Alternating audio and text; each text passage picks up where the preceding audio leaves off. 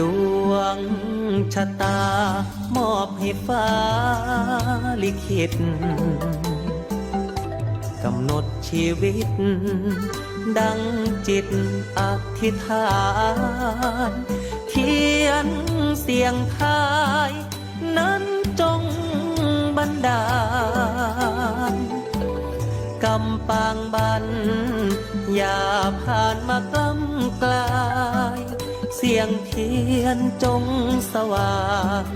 ดังดวงจันทรายอยากแค้นเข็นใจเทียนเสียงทายจงดับไป